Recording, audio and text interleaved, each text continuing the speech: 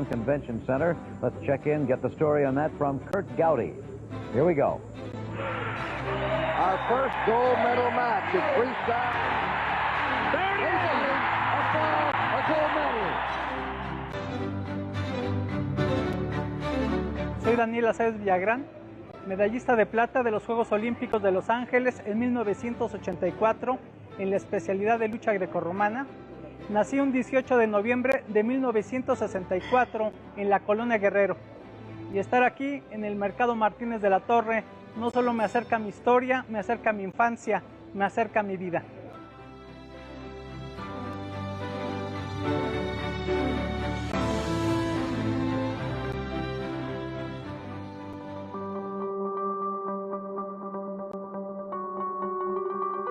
Desde que lo conozco ha sido la mejor persona, una persona muy fina, una persona muy atenta, preocupada por ti, por el compañero, por el ser humano. Daniel Aceves es un hombre excepcional, es un hombre mágico, le podría decir, porque siempre está dispuesto a dar, siempre está dispuesto a apoyarte y como hermano es un hermano extraordinario. Quienes no lo conocen mucho ven que Daniel es una persona muy propia, muy seria, y sí, efectivamente lo es, pero atrás de todo esto, Daniel es una persona muy íntegra, bondadosa, que te ayuda en todo lo que puede. Daniel Aceves como deportista, pues significa un símbolo no solo en la lucha olímpica mexicana, sino en el deporte nacional.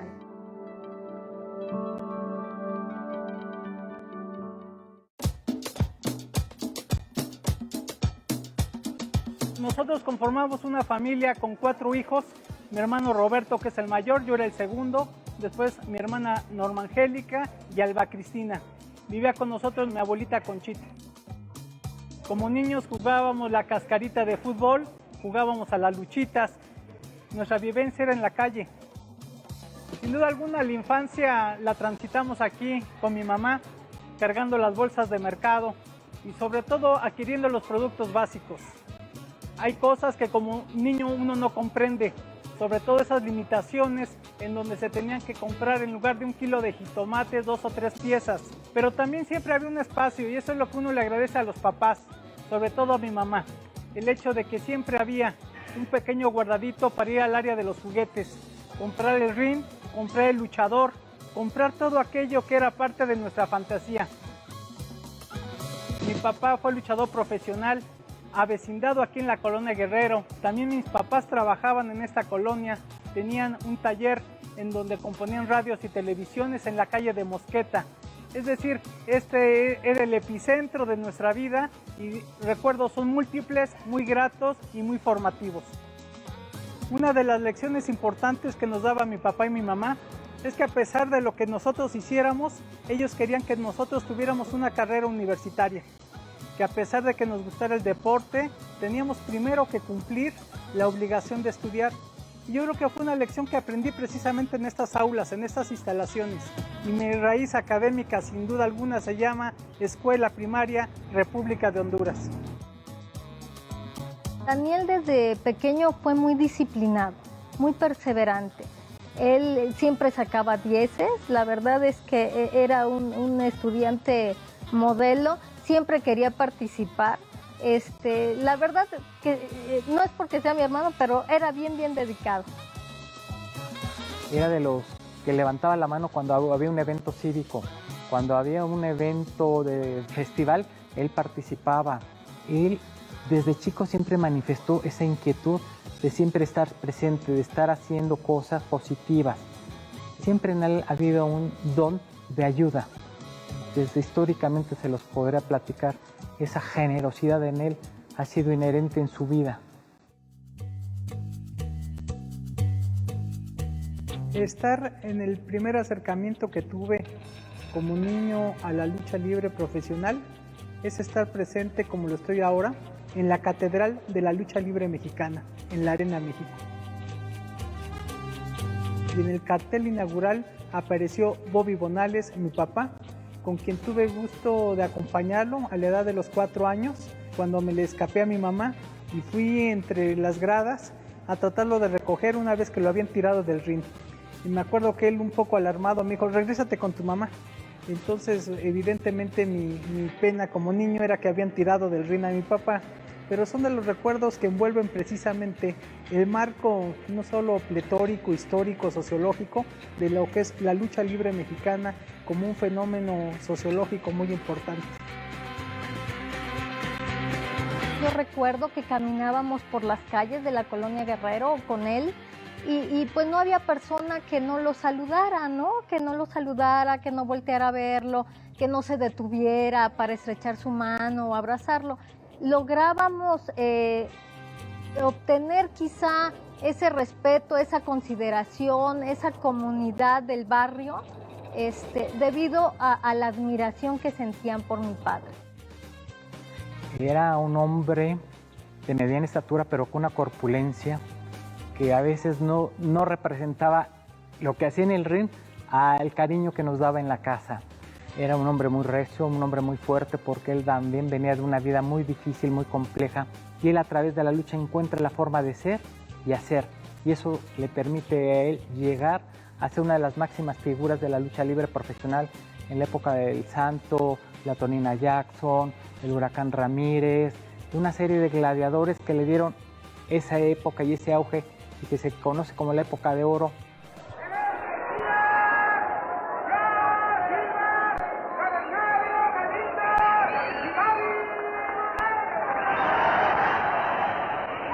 Yo creo que está un ícono de quienes nos gusta la lucha libre, por supuesto el Santo, pero también como antagonista estaba mi papá.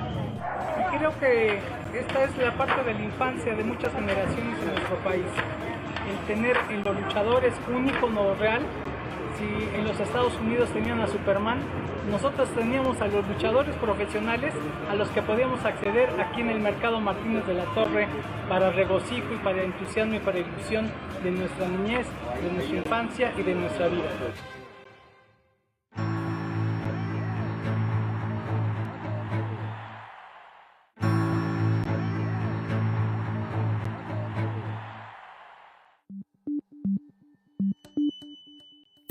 Mi padre nos alentaba a la práctica deportiva.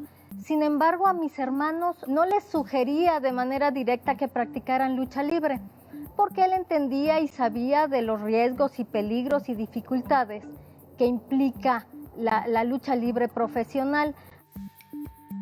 Aun cuando don Roberto no quería que sus hijos se incorporaran a la lucha profesional, porque todo indicaba que ellos pues serían luchadores profesionales, él era el primero en decir que la lucha era muy complicada, ¿no? No era lo que se veía en la arena o lo que se veía en la televisión, sino que había mucho más. Y tenía mucha razón don Roberto, porque la lucha implica muchas otras cosas, y mucho más la lucha grecorromana, en donde hay aspectos técnicos mucho más fuertes, mucho más directos. Nosotros iniciamos formalmente las actividades en el Deportivo Guelatao. Entonces, un día que ellos, por azares del destino, no pueden practicar, no pueden tener su clase de natación y clavados, pues escuchan que hay lucha olímpica dentro de las instalaciones del Deportivo. Empiezan a ver y de ahí nace una gran pasión de parte de ellos. Desde mi infancia viví la fantasía de querer ser luchador profesional, por lo que yo vivía en mi casa, por lo que vivía con mi papá. Junto con mi hermano Roberto fantaseábamos con usar máscara, capas, subirnos a un ring. Y para mí no voy a olvidar el momento en donde vi ese escenario en el 5º piso del Deportivo Guelatao, que en ese entonces estaba recién inaugurado. Era uno de los deportivos a mitad de los años 70 más modernos de Latinoamérica, porque era de carácter vertical. Y me quedé prendado de la emoción de ver cómo era la lucha olímpica, que yo desconocía hasta ese momento.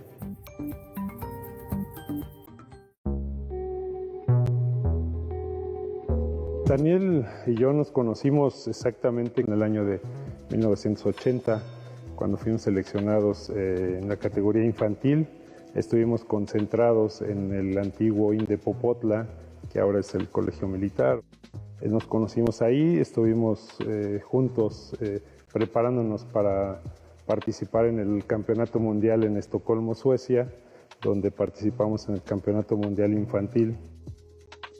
Él competía o él iba como parte de la selección sin mayores quizá esperanzas o expectativas y sin embargo logra el tercer lugar mundial. Ese fue un gran logro.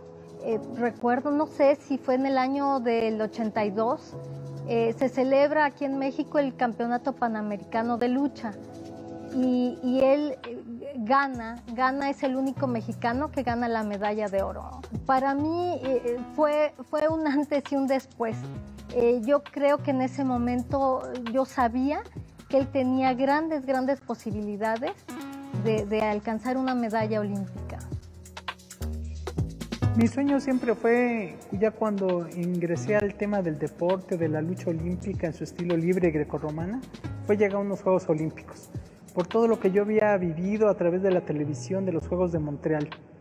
Y cuando empiezo a destacar, y en el segundo año que estoy ya practicando la lucha, asisto a un segundo mundial infantil a la ciudad de San Diego, California, y obtengo el tercer lugar, ahí me doy cuenta que puedo lograr más. Y crece mi autoestima, crece mi autoconocimiento y sobre todo crece algo que es muy importante para un deportista, que es el sueño de querer ser y estar dispuesto a pagar el precio que esto lo requiere. Y algo que a mí me admiraba mucho de él es que era muy persistente, era sobre todo muy dedicado. A veces como niño, pues de repente eres un poco flojo y dices, bueno, ya terminó la práctica, ya vámonos a comer, vámonos a descansar. Y él se quedaba siempre más tiempo a hacer algunas técnicas, algunas cuestiones que yo pienso que fue perfeccionándolas, ¿no? Para después. Y eso difícilmente muchos lo hacíamos, la verdad, realmente, ¿no? Hasta que después ya por iniciativa de él o de verlo, pues ya otros lo seguíamos también para hacer esto, para seguirnos preparando, tener mucho más tenacidad en todo esto. Y el principal rival que siempre casi tuvo Daniel fue el peso, porque él tenía que competir en una categoría mucho más baja de lo que era su peso natural. Entonces eran de 5 a 7 kilos que a veces tenía él que bajar en un lapso de una semana. Eran periodos muy difíciles, además, bueno, en ese entonces no se contaba con los apoyos que en la actualidad cuenta el deporte, ¿no? No había todo un equipo médico de especialistas, nutriólogos, psicólogos, entrenadores, rehabilitadores, terapeutas, que pudiesen acompañar el desarrollo o el crecimiento de un atleta. La verdad es que los atletas se hacían solos, con un apoyo bastante disminuido y con el acompañamiento de sus familias, quienes tenían esa suerte. Mexico. Now the Mexicans. Tremendous Latin American population in Los Angeles, and they're welcoming them. 35% of the city of Los Angeles is Hispanic. El vivir lo que sucedió en Los Ángeles en 1984, pues fue muy emocionante. La verdad es que yo lo recuerdo, lo tengo de una manera muy vívida, muy nítida, porque lo vivíamos intensamente. La lucha olímpica es un deporte que no goza de mucha difusión, de modo que las transmisiones televisivas pues no la cubrían, como podrían haber cubierto, por ejemplo, el atletismo o los clavados o el boxeo, algunos otros deportes que gozan de más fama. De la lucha olímpica la verdad es que nada. Entonces, bueno, en las madrugadas yo recuerdo que con mi hermana escuchábamos un programa de radio que hacía el resumen de la participación de todos los mexicanos en Juegos Olímpicos. Es un momento de 3 días, estamos compitiendo allá en el centro de convenciones de Anaheim, California. Yo empiezo compitiendo un día previo a él al día siguiente empieza ya su categoría y a partir de ahí él comienza sus combates. Pasa 4 combates ganándolos, llega a la semifinal con el finlandés y en una lucha cerradísima donde quedan 9-9, pero por él haber hecho la acción de mayores puntos, gana el combate.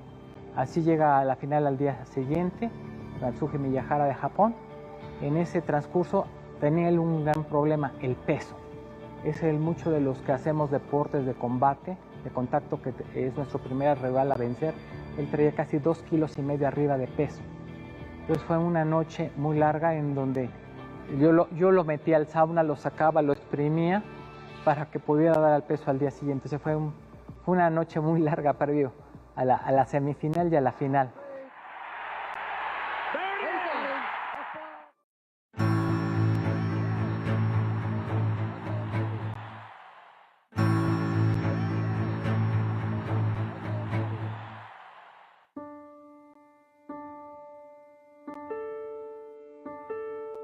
Cuando llega por fin el día de la final, recuerdo que estábamos viendo en la televisión los clavados, la cobertura de clavados, y en ese momento interrumpen la transmisión, por llamarle de algún modo, para decir que el mexicano Daniel Aceves competiría en la tarde en la final por la medalla de oro y plata. Entonces, bueno, no, ya te imaginarás, gritábamos, reíamos, llorábamos.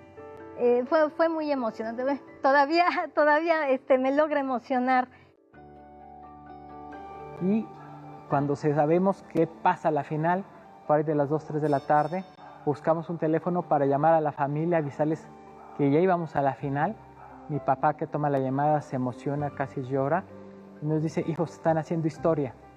México no ha ganado ninguna medalla en estos Juegos Olímpicos. Ustedes van a hacer la primera medalla. Échale ganas, lo que resulte, y esa es historia. Todos ahí le deseamos muchísima suerte y pues estábamos pegados de la televisión para poder ver esa final. Fueron 5 años constantes en donde yo, si la memoria no falla, él más de 400 combates, no perdió uno solo hasta llegar a los Juegos Olímpicos. O sea, él tenía esta inercia, Dani, de una constancia, una perseverancia. Se venía a un campamento o él buscaba cómo se patrocinaba, se buscó ir a Estados Unidos, se buscó ir a Rusia, a seguirse preparando, a seguirse fogueando, porque había ese anhelo de ser el mejor, y creo que lo fue. Y aunque hoy se dice que fue subcampeón, para mí fue campeón, porque en los videos se ve perfectamente él cuando en el combate final con Natsuki Miyahara lo pone de espaldas y los árbitros, ante la sorpresa, no saben qué marcar. Entonces, bueno, es un oro con sabor a plata. Let's check in, get the story on that from Kurt Gowdy. Here we go. Our first gold medal match in freestyle. He's still got that leg hook if he can bring him back. Brown on his feet. There it is. A fall, a gold medal. Y bueno, al paso del tiempo comprendes que como nunca un latinoamericano o un hispanoparlante había estado en una final de la lucha grecorromana, tal vez era la protección de esos equipos importantes como era Japón. Pero son momentos trascendentes, termina por decisión 9-4. Los videos, reitero, pues los he visto cientos de veces, hubo un manejo muy inadecuado de los jueces. Viene después una solicitud de parte de Daniel en donde solicita que se revise el video y que se impugne lo que ha pasado. Y las autoridades en ese momento no lo hacen. ¿Por qué? Porque hay una leyenda que dice que dijeron: así está correcto, el resultado está muy bien, es un resultado muy bueno y es un resultado con el cual debemos ir. Situación con la cual Daniel nunca estuvo de acuerdo, porque él que lo vivió, él que estuvo en ese combate y que lo hizo, marca que hay toques y que la medalla de oro le correspondía a Daniel Aceves y a México. Yo estoy cierto y muy agradecido con las circunstancias de la vida, porque uno no gana de manera solitaria. Uno es consecuencia del esfuerzo de tu familia, de tus compañeros, de tus entrenadores, de tus adversarios, de quienes conviven para bien o para mal contigo.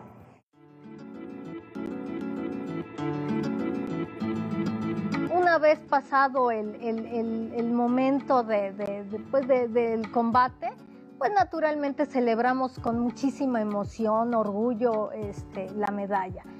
Un momento muy, muy emotivo fue el momento de la premiación. Daniel tuvo una ovación casi durante un minuto de pie de todos los asistentes que se encontraban ahí en el centro de convenciones de Anaheim. Y algo que me sorprendió mucho en la premiación no solo fue que el presidente de la Federación Internacional en ese entonces, de nombre Milan Ercegan, me premiara, sino que el sonido local en el Anaheim Convention Center hablara no solo en el idioma inglés y francés, que son los oficiales del movimiento olímpico, sino que en español también dijo: por primera vez en la historia de la lucha, un hispanoparlante, un latinoamericano, gana una medalla. El ser olímpico también ya te hace ser diferente. El ser medallista te hace ser distinto. Distinto porque hoy representas a una generación, representas a un país, representas una serie de valores. Tu historia ya no es la misma, hay un antes y hay un después. Porque además vas a ser recordado ya la posteridad. Conlleva una serie también de responsabilidades. Entonces, el ser medallista también te obliga a vivir en congruencia, te lleva a ser consciente de lo que representas. Entonces, hoy eres una imagen, hoy eres un ser que tienes un compromiso doble, moral, ético, con tu sociedad. Para México y para la lucha de México, pues ha sido el máximo, ¿no? El máximo, es la única medalla que hay en Juegos Olímpicos y es un referente de Daniel, es un antes y un después de la medalla de Daniel. A raíz de todo esto, lo bueno que pasó, un poco más se empezó a dar difusión a la lucha a raíz de que Daniel ganó la medalla. Y el trabajo que se ha venido haciendo también por parte, como te digo, él sigue él muy interesado, sigue preocupado por ver que la lucha se siga desarrollando por la parte de las asociaciones que él maneja. México actualmente ya clasificó a 2 competidores para los Juegos Olímpicos de Tokio. Es decir, estaremos viendo en los próximos meses unos Juegos Olímpicos y Paralímpicos en donde los pronósticos son reservados, pero en donde la lucha mexicana va a estar representado, por lo menos hoy, con una mujer y con un hombre. Y la esperanza es seguir luchando para que podamos lograr más medallas y obviamente la mayoría o muchos de los niños o de los jóvenes lo hacen emulando a Daniel Aceves. Él es un hombre muy congruente. Él se fija metas, las cumple, pero nunca miraba atrás. Es muy diferente en muchos aspectos y esa diferencia es lo que lo ha llevado a ser una persona precisamente diferente en lo deportivo y en lo profesional. Es una gran persona, de verdad que también es un campeón olímpico en lo personal. Tengo que hacer un reconocimiento público a Daniel, su constancia y su perseverancia. Él creyó en sí lo que podía hacer. Él se fijó una meta alta y nunca dejó de perseguirla. Y hoy en la vida lo sigue haciendo. Eso es una autodisciplina, esa es una congruencia con su ser, con su decir y con su hacer.